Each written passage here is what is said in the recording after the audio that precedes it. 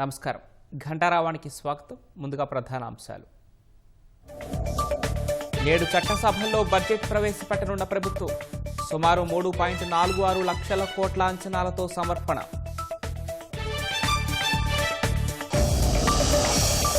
మద్యం రవాణాలోనూ వైసీపీ ముఠా భారీ దోపిడీ. 200 నుంచి 400 కోట్లు కొల్లగొట్టిన అక్రమార్కులు. నెల్లూరు జిల్లాలో రెచ్చిపోతున్న ఇసుకాసురులు. పెన్నా నది వంతెన వద్ద అడ్డగోలుగా తవ్వకాలు.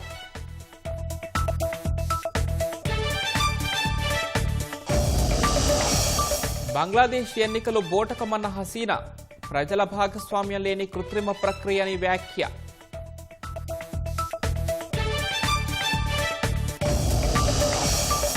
అణు ఒప్పందం కోసం ఇరాన్పై అమెరికా మరింత ఒత్తిడి.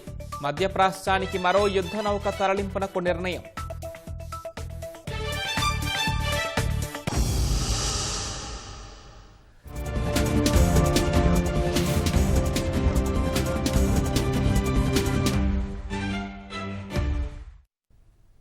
సుమారు 3.46 లక్షల కోట్ల అంచనాలతో 2026-27 ఆర్థిక సంవత్సరానికి వార్షిక బడ్జెట్ను రాష్ట్ర ప్రభుత్వం నేడు చట్టసభలకు సమర్పించనుంది.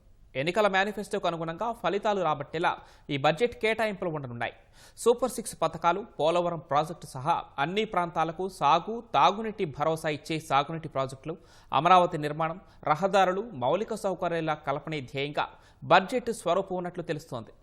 3 ఆర్థిక జోన్లు, రాయలసీమ ఉద్యాన హబ్ లాంటి అంశాలకు ఈ బడ్జెట్లో ప్రాధాన్యం దక్కనుంది. శాసనసభలో కూటమి ప్రభుత్వం నేడు తమ 3వ బడ్జెట్ను ప్రవేశపెడుతోంది. ఉదయం 10:30కు ముఖ్యమంత్రి చంద్రబాబు అధ్యక్షతన అసెంబ్లీలోని సీఎం ఛాంబర్లో మంత్రివర్గం సమావేశం కానుంది. 2026-27 వార్షిక బడ్జెట్కు కేబినెట్ ఆమోదం తెలపనుంది. ఉదయం 11:15 ఉభయ సభలు ప్రారంభం కానున్నాయి. సభ ప్రారంభం కాగానే అసెంబ్లీలో ఆర్థిక మంత్రి పయ్యావుల కేశవ్ బడ్జెట్ ప్రవేశపెట్టనున్నారు. వ్యవసాయ అనుబంధ రంగాలపై మంత్రి అచ్చెన్నాయుడు బడ్జెట్ ప్రవేశపెడతారు. శాసన మండలిలో హోంమంత్రి వంగలపూడి అనిత వార్షిక బడ్జెట్ ప్రవేశపెట్టనుండగా వ్యవసాయ అనుబంధ రంగాలపై బడ్జెట్ను అనగాని సత్యప్రసాద్ సమర్పించనున్నారు. ప్రస్తుతం రాష్ట్రం సవాళ్లకు, ఆశలకు మధ్య సాగుతోంది. 2025-26 ఆర్థిక సంవత్సరంలో 2,17,000 కోట్ల రెవెన్యూ రాబడిని ఆశించారు. 2024-25 ఆర్థిక సంవత్సరంలో వచ్చిన రాబడులతో పోలిస్తే ప్రస్తుతం జనవరి నెలాఖరు వరకు 4% అదనంగా రాబట్టగలిగారు. జనవరి నెలాఖరు వరకు స్పెషల్ మార్జిన్ సహా రాష్ట్రానికొచ్చిన రెవెన్యూ రాబడి 1,40,540 కోట్లు. మరో 2 నెలలకు రాబడి ఇంకా సాధించాల్సి ఉంది. ప్రస్తుత ఆర్థిక సంవత్సరంలో కేంద్ర పన్నుల్లో వాటా 57,556 కోట్లుగా అంచనా వేశారు. ఇప్పటికే దాదాపు 57,000 కోట్లొచ్చాయి. 16వ ఆర్థిక సంఘం గత ఆర్థిక సంఘంతో పోలిస్తే కొంత పెంచి ఆంధ్రప్రదేశ్కు నిధులివ్వాలని సిఫార్సు చేసింది. ఆ ప్రభావంతో కేంద్ర పన్నుల్లో వాటా మొత్తం మరింత పెరిగే ఆస్కారం ఉంది. కేంద్ర బడ్జెట్కు అనుగుణంగా రాష్ట్రానికి వివిధ పథకాల నుంచి నిధులు రాబట్టాలనేది రాష్ట్ర ప్రభుత్వం వ్యూహం. ఇప్పటికే కేంద్ర ప్రాయోజిత పథకాల్ని గాడిలో పెట్టి ప్రస్తుత ఆర్థిక సంవత్సరంలో 20,000 కోట్ల వరకు ఖర్చు పెట్టేందుకు వీలుగా చర్యలు తీసుకున్నారు. కిందటి ఆర్థిక సంవత్సరం కన్నా రెవెన్యూ రాబడులు, సొంత రాబడులు పెరిగినా ప్రస్తుత ఆర్థిక సంవత్సరం అంచనాలకు దూరంగానే ఉన్నాయి. ఈ పరిస్థితుల్లో పెరుగుతున్న రాష్ట్ర స్థూల ఉత్పత్తి మన రాబడులు పెంచుకునేందుకు ఆశలు కల్పిస్తోంది. జీఎస్డీపీ పెరుగుదలకు అనుగుణంగా రాష్ట్ర సొంత రాబడులు ఉండాలి. ఒడిశా రాష్ట్రం జీఎస్డీపీలో 13.3% సొంత రాబడులు సాధిస్తుంటే ఛత్తీస్గఢ్ 12% సాధిస్తోంది. అదే సమయంలో ఆంధ్రప్రదేశ్ 7.7% నుంచి 7.6% మాత్రమే రాబడులు తెచ్చుకుంటోంది. రాబోయే ఆర్థిక సంవత్సరంలో రాష్ట్ర ప్రభుత్వం దీనిపై దృష్టి పెట్టనుంది. జిల్లా స్థాయిలోనూ జీఎస్డీపీ రాబడిని ప్రతి నెలా సమన్వయం చేసుకుంటూ ఫలితాలు సాధించాలనే యోచనతో ముఖ్యమంత్రి అడుగులు వేస్తున్నారు. అన్ని కోణాల్లో రాబడులు రాబట్టి రాష్ట్ర ఆర్థిక పరిస్థితిని పూర్తిగా గాడిన పెట్టాలనేది ప్రభుత్వ వ్యూహం. ఈ బడ్జెట్లో పోలవరం ప్రాజెక్టుకు, అమరావతి రాజధాని నిర్మాణానికి ప్రాధాన్యమివ్వనున్నారు. పోలవరం ప్రాజెక్టుకు కేంద్రం అడ్వాన్స్గా నిధులు ఇస్తోంది. సాగునీటి ప్రాజెక్టులను ప్రాధాన్యతా క్రమంలో పూర్తి చేయాలని నిర్ణయించుకున్న ప్రభుత్వం వచ్చే 2 ఏళ్లలో ఉత్తరాంధ్ర ప్రాజెక్టులను పూర్తి చేయాలనే లక్ష్యంతో ఉంది. దాదాపు పునరావాసం నిధులు కలిపి 3,500 కోట్ల వరకు ఖర్చు చేస్తే ఉత్తరాంధ్రలో ప్రస్తుతం నిర్మాణంలో ఉన్న ప్రాజెక్టులు పూర్తవుతాయి. వెలిగొండ ప్రాజెక్టు, చింతలపూడి, గాలేరు నగరి, తిరుమలకు నీళ్లు అందించే కళ్యాణి డ్యాం, తుంగభద్ర, శ్రీశైలం, ధవళేశ్వరం, ఇతర ప్రాజెక్టుల నిర్వహణ పనులకు ఈ బడ్జెట్లో ప్రాధాన్యం దక్కనుంది. ఎన్టీఆర్ భరోసా పింఛన్లకే ఏడాదికి దాదాపు 28,000 కోట్లు అవసరం. తల్లికి వందనం కోసం 10,000 కోట్ల వరకు ఇవ్వాలి. అన్నదాత సుఖీభవలో 7,000 కోట్ల వరకు అవసరమవుతాయి. ఇతర సంక్షేమ కార్యక్రమాలకు పెద్ద స్థాయిలో కేటాయింపులు ఉండనున్నాయి. వ్యవసాయ బడ్జెట్ ప్రవేశపెట్టాక ఉభయ సభలు వాయిదా పడనున్నాయి. 15, 16 చట్టసభలకు సెలవు ప్రకటించారు. 17వ తేదీన బడ్జెట్పై చర్చ అజెండాగా ఉభయ సభలు తిరిగి ప్రారంభం కానున్నాయి. రాష్ట్ర బడ్జెట్ ప్రవేశపెట్టనున్న నేపథ్యంలో ఆర్థిక శాఖ ఉన్నతాధికారులు విజయవాడలోని కనకదుర్గమ్మను దర్శించుకున్నారు. అమ్మవారి పాదాల చెంత బడ్జెట్ ప్రతులను ఉంచి ప్రత్యేక పూజలు చేశారు. రాష్ట్రం సుభిక్షంగా ఉండాలని ఆకాంక్షించారు. ఈ ఆర్థిక కార్యక్రమంలో ఆర్థిక శాఖ ముఖ్య కార్యదర్శి పీయూష్ కుమార్ సహా ఇతర అధికారులు పాల్గొన్నారు. ఆలయానికి విచ్చేసిన అధికారులకు ఆలయ ఈవో సీనా నాయక్ స్వాగతం పలికారు. అర్చకులు బడ్జెట్ ప్రతులకు శాస్త్రోక్తంగా పూజలు నిర్వహించిన అనంతరం అధికారులకు తీర్థ ప్రసాదాలు అందజేశారు. దర్శనం అనంతరం అధికారులకు వేద పండితులు ఆశీర్వచనం చేశారు.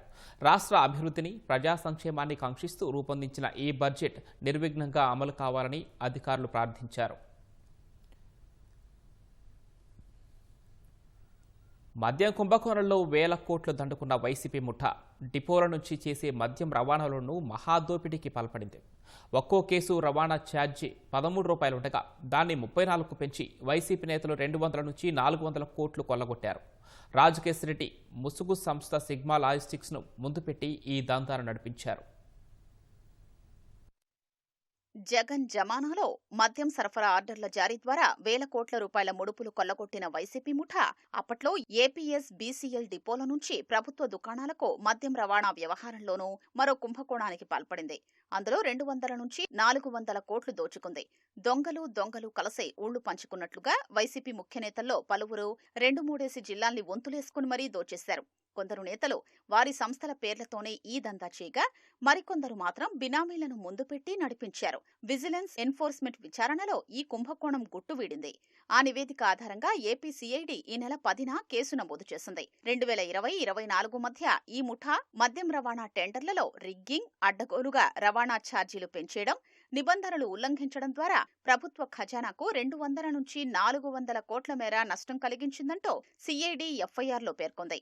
ఈ కేసు దర్యాప్తు బాధ్యతను విజయవాడ నగర పోలీస్ కమిషనర్ ఎస్వి రాజశేఖర్ బాబు నేతృత్వంలోని సిట్కే అప్పగిస్తూ ప్రభుత్వ ప్రధాన కార్యదర్శి కె విజయానంద్ శుక్రవారం ఉత్తర్వులు ఇచ్చారు.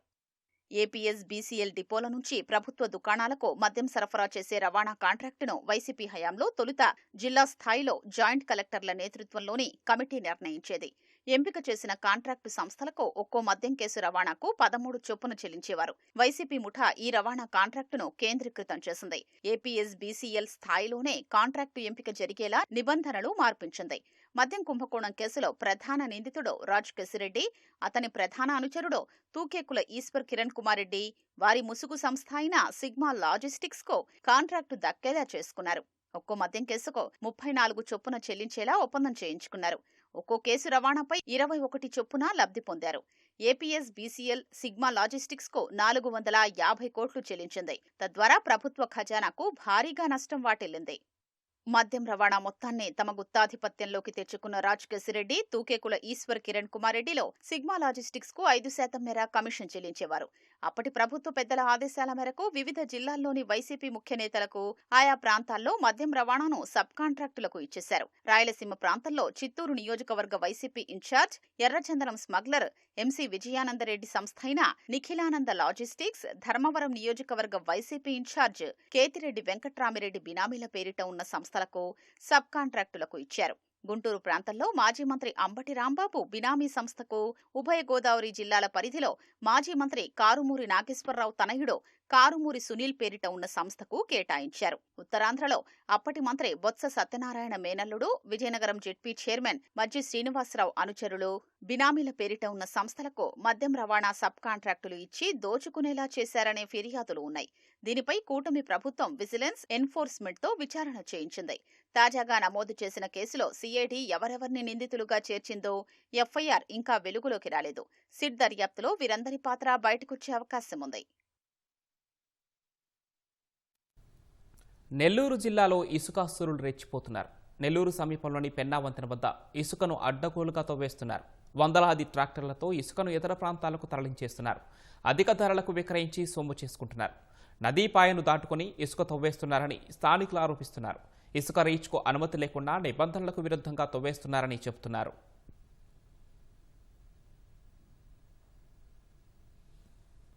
రాజధానికి రాచబాట సీడ్ యాక్సెస్ రోడ్డు పనులు వేగం పుంజుకున్నాయి. బకింగ్హామ్ కెనాల్పై స్టీల్ బ్రిడ్జి పనులు శరవేగంగా సాగుతున్నాయి. ఫేజ్ 3లో భాగంగా 3 కిలోమీటర్ల మేర ఎలివేటెడ్ కారిడార్ను నిర్మిస్తున్నారు. కొండవీటి వాగు, గుంటూరు ఛానళ్లపై బ్రిడ్జి నిర్మాణం ప్రారంభమైంది. పనులను త్వరితగతిన పూర్తి చేసి మణిపాల్ ఆసుపత్రి వద్ద జాతీయ రహదారితో సీడ్ యాక్సెస్ రోడ్డును అనుసంధానించనున్నారు. రాజధానికి రాచబాటలో మరో ముందడుగు పడింది. అమరావతి సీడ్ యాక్సిస్ రోడ్లో అత్యంత కీలకమైన ఫేజ్ 3 పనులు మొదలయ్యాయి. 3వ దశలో మొత్తం 3.51 కిలోమీటర్ల పొడవైన రహదారి నిర్మిస్తుండగా దీనిలో దాదాపు 3 కిలోమీటర్లు ఎలివేటెడ్ కారిడార్ కావడం విశేషం.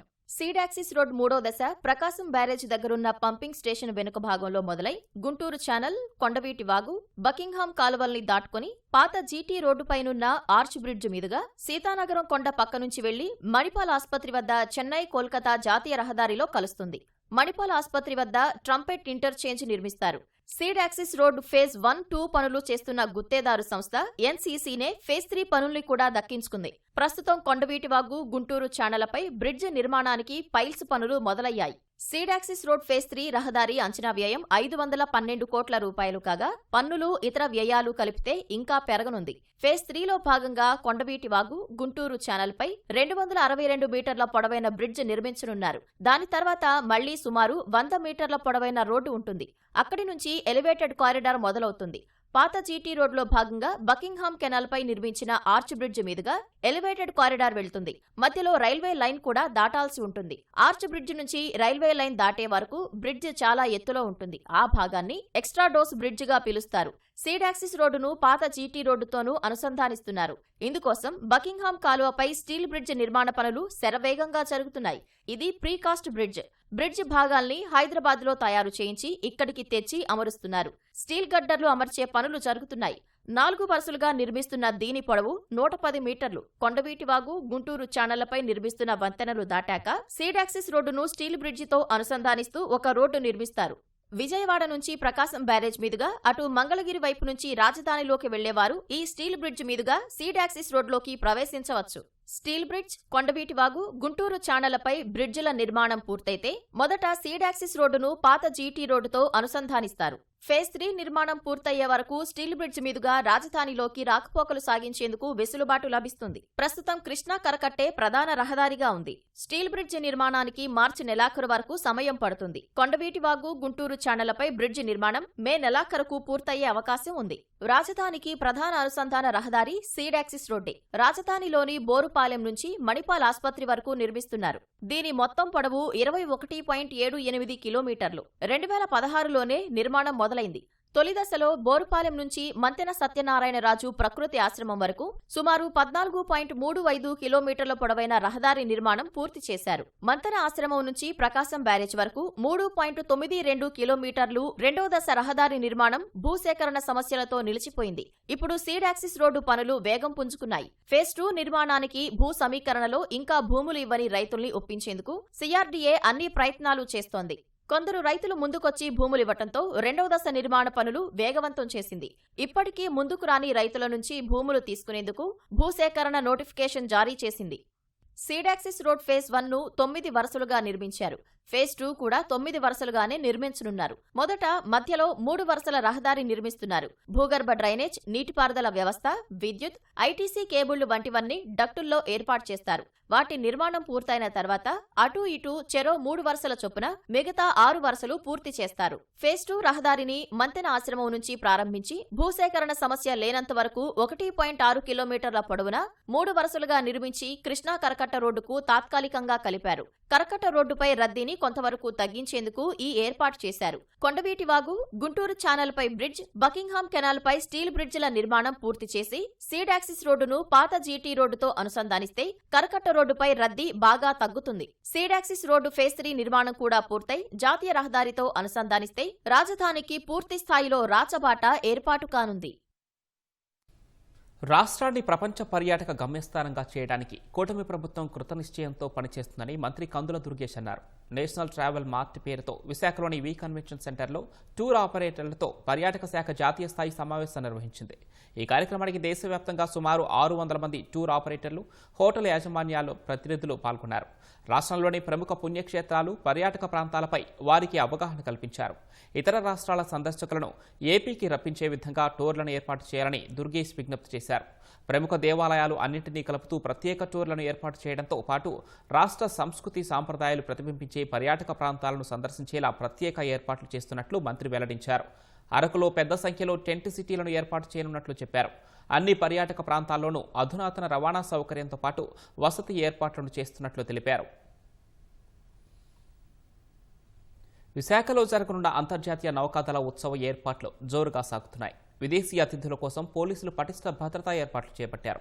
విదేశాలతో సత్సంబంధాల కొనసాగింపు, పరస్పర సహకారం వంటి లక్ష్యాలతో ఈ నౌకల పండుగ జరగనుంది. రాష్ట్రపతి ద్రౌపది ముర్ము, రక్షణ మంత్రి రాజ్నాథ్ సింగ్, సీఎం చంద్రబాబు ఈ ఉత్సవాల్లో పాల్గొననున్నారు. ఉత్సవాల కోసం బీచ్ రోడ్లో చేస్తున్న ప్రత్యేక ఏర్పాట్ల గురించి మా ప్రతినిధి కోర్మరాజు తెలియజేస్తారు.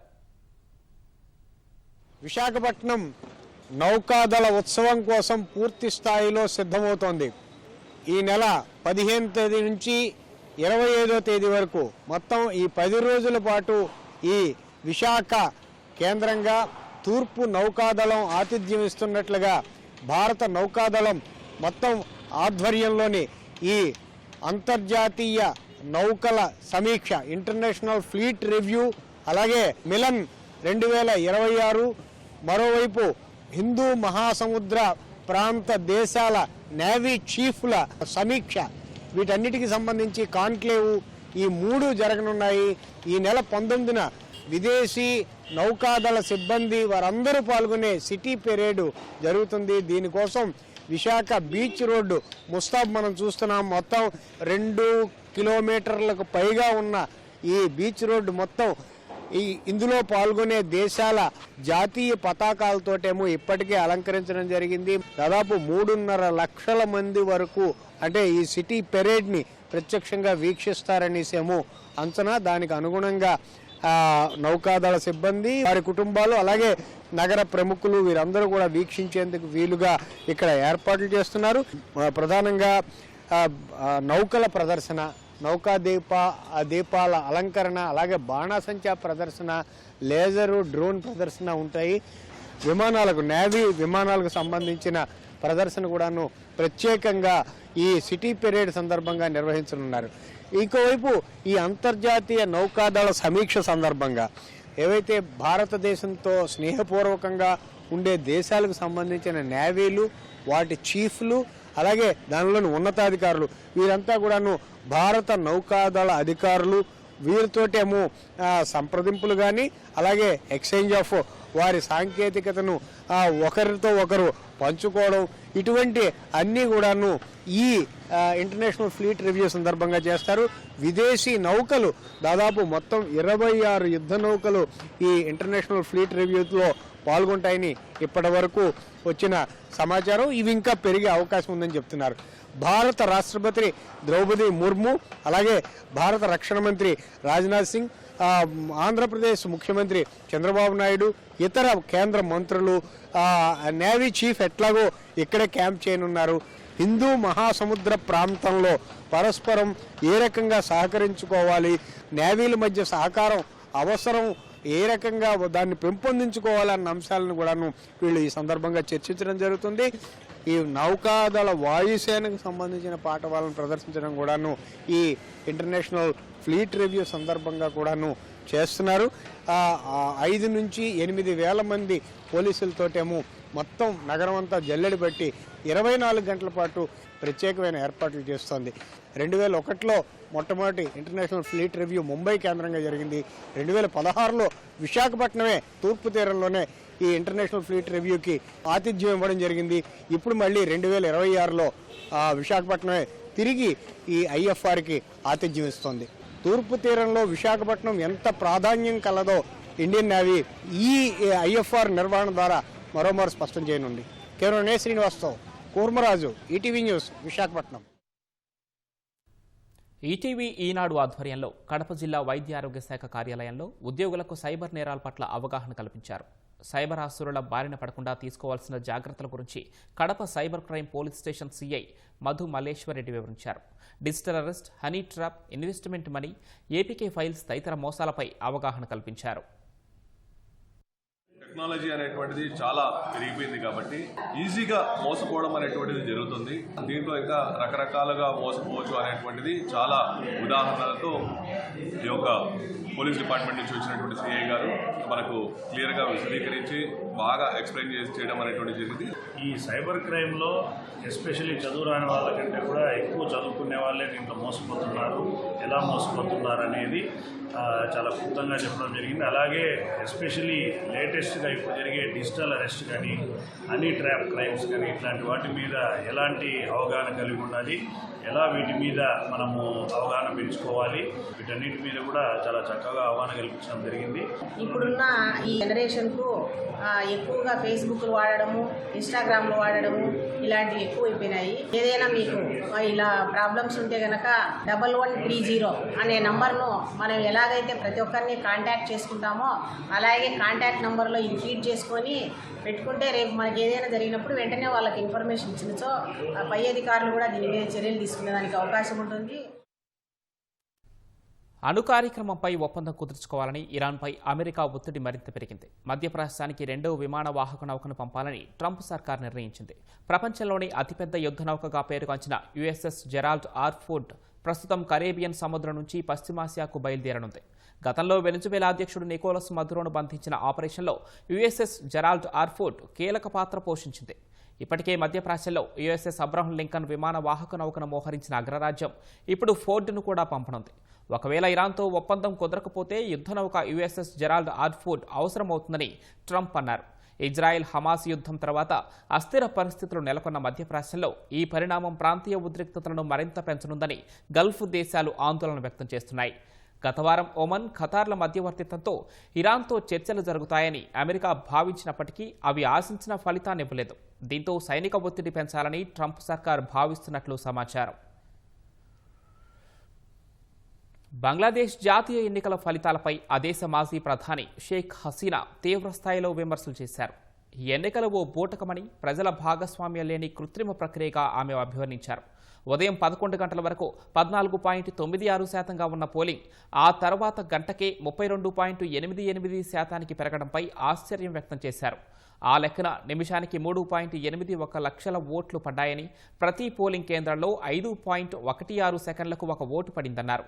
ఆచరణలో ఇది అసాధ్యమని షేక్ హసీనా అభిప్రాయపడ్డారు.